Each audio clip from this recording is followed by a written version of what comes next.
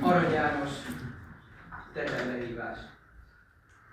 A radványi sötét erdőben halva találták Bárci Benőt, hosszú hegyestől ifjú szívében. Íme bizonyság Isten előtt, gyilkos erőszak ölte meg őt.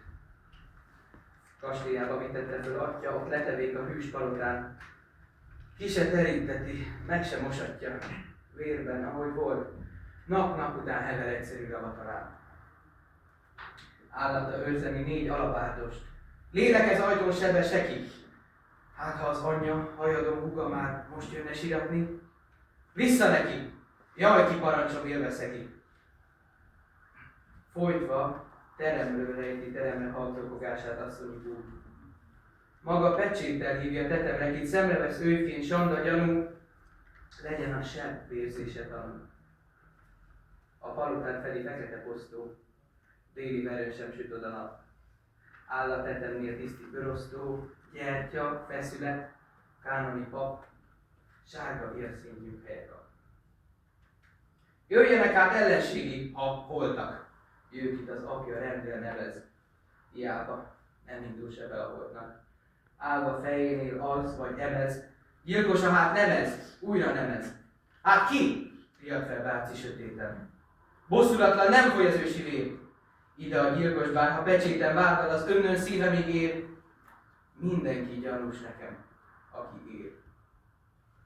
Jöjjenek úgy hát ifjú baráti, sorra beléptel sok daria. Fáj nekik a hős véri látni, s nem harcmezén Edonaria.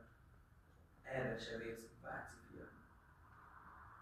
Jöjjön az udvar, apraja nagyja. Jöjjön elő Bác, a falu mind. Megkönnyezetlen senki se hagyja.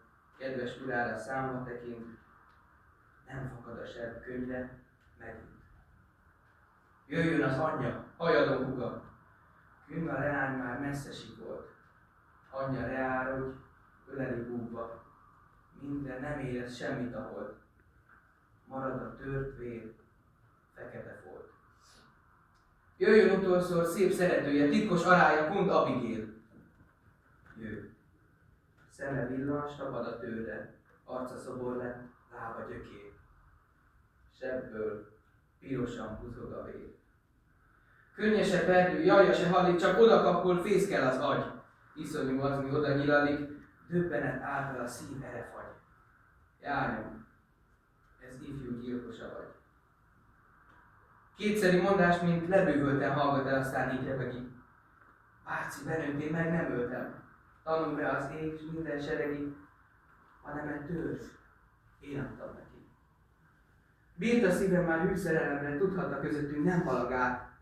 Unszula mégis szóval igenre, mert ha nem, ő kivégzi magát. Enyelegbe adám a tőrt, nosza hát. S vadul a sebből a tőrt kirakadja, szeme szokatlan lángot lövel, kacag és sír, s fennvillogtatja, s vércsevisongatásra rohan el. Vetni kezet rá, senki sem mer. Oda ki lefut a nyílt utca során, táncolni, dalolni se szégyel. Dal a víg.